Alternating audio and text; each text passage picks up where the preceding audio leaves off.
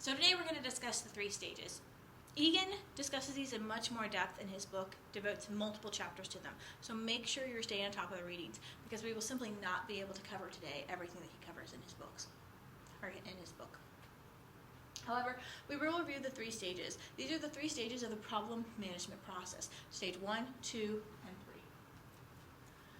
3. Okay, so stage 1, right, is to help clients explore their concerns. This is the picture. What's going on? What's the story? 2, help clients determine problem managing outcomes and set goals. So really, ultimately, the thing that we're really focused on is what's the preferred picture, right? What's the preferred picture?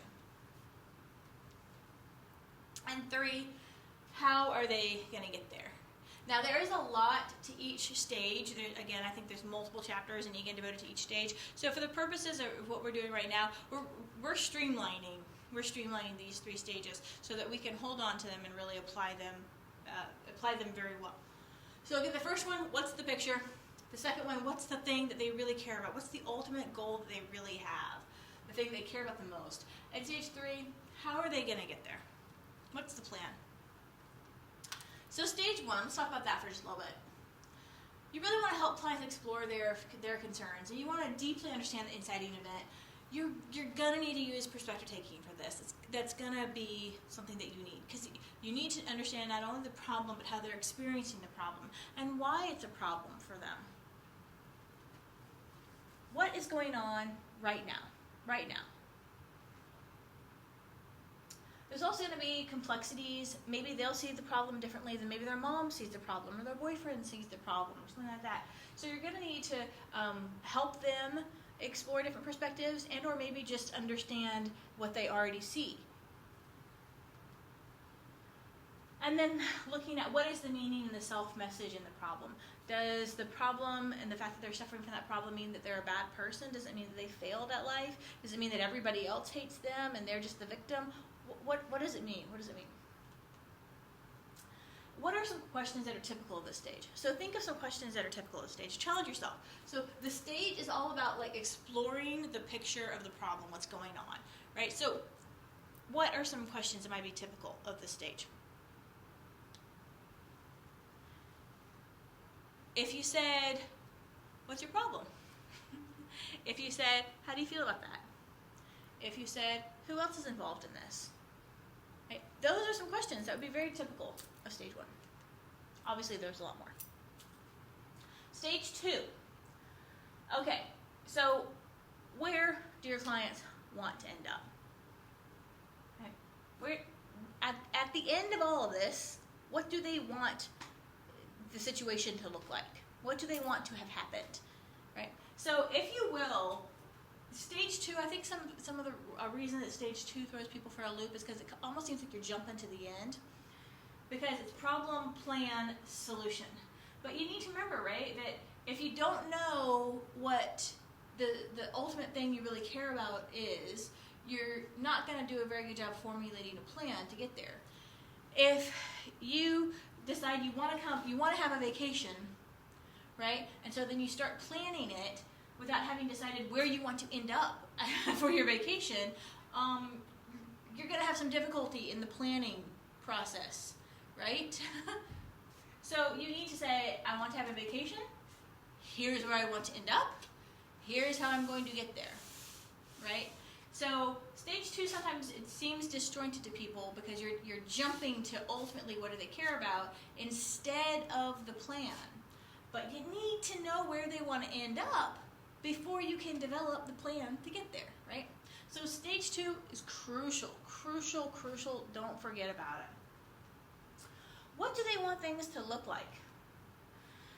And this one is a biggie. This one is a real biggie. You do not assume you know what they want to see happen because they've told you the problem. You must specifically explore what they want to see happen. Somebody could tell you the problem and say, my problem is my mom. She's always on my case. She doesn't like any of my boyfriends. I just wish she would leave me alone. I'm so sick and tired of her calling me. I just wish I didn't have to ever talk to her on the phone ever again. And you might hear that and think, okay, well, her problem is that she just doesn't talk to her mom on the phone. So, simple solution, never answer the phone when your mom calls. But there's a good chance, right, that that's not actually the thing they care about the most? Right?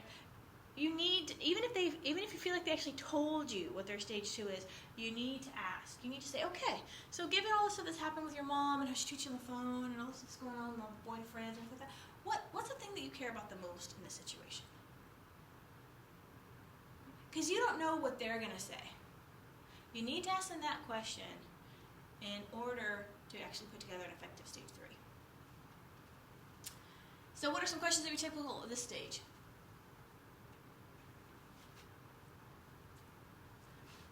What's the thing you care about most? Out of everything involved in this problem, what's the thing that you are the most concerned with? What would you most like to see happen? Those are all questions that are going to be very typical at this stage.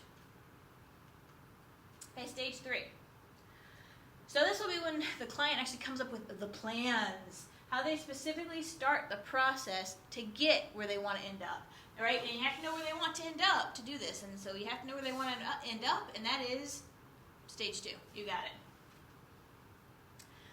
And remember, important, these should not be what you think their goals should be, right? These should be their goals from stage 2, and it should be their plan in stage 3. What are they going to do to get where they want to go? That's where you're getting really practical. You're getting very practical in stage 3. What are they willing to pay? And of course, it doesn't just mean money, right? It means time, effort, emotion, energy. What are they willing to pay for it? What is their motivation level? How much are they really willing to dedicate to this? So what are some questions that might be typical of this stage?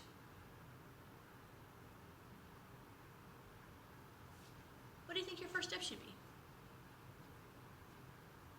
What resources do you have available to help you reach your goal?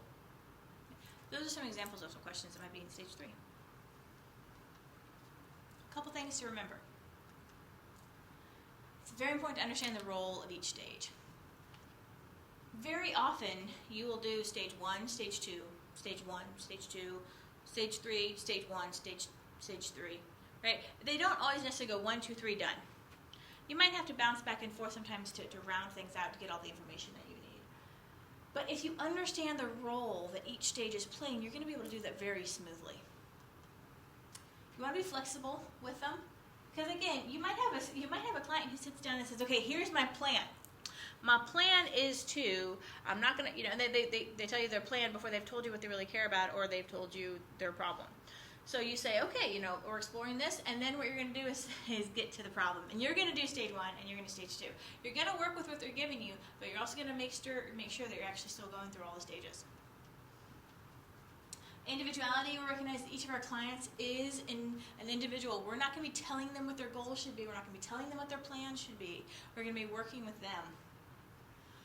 We talked about the role of theory in a couple different lectures. So if you're using a theoretical orientation, if you have a theoretical orientation, you're going to understand how it applies specifically to your client, to their problem, to their plan. And again, continual evaluation. I know we don't always like it, but it's very important to have either a supervisor or a colleague or somebody that you're letting into your professional life so that they can give you that evaluation, they can give you that feedback, and you can be as awesome as you can be and always getting better. And then Egan talks a little bit about this, about fads and forgotten truths. That you want to make sure you don't get caught up in too many fads that go around, and then you also want to make sure that you're not too quick to brush away what had been fairly well established wisdom. So for example, forgotten truths sometimes is how important the therapeutic relationship is between the client and the counselor.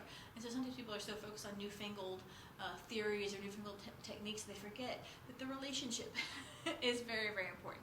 So we want to make sure that we don't get caught up in fads. And to explore new things that are interesting to you, but don't get caught up in them too much. And then don't forget those foundational things that may not be as new and bright and shiny, but they are very important to the profession and very important to serving our clients well. Okay, so that was a quick rundown of each of the stages, going a little bit more in depth into each of the 3 stages. Again, stay on top of your Egan readings because he goes far more in depth into the 3 stages. We will be utilizing the 3 stages much more from now on in the semester.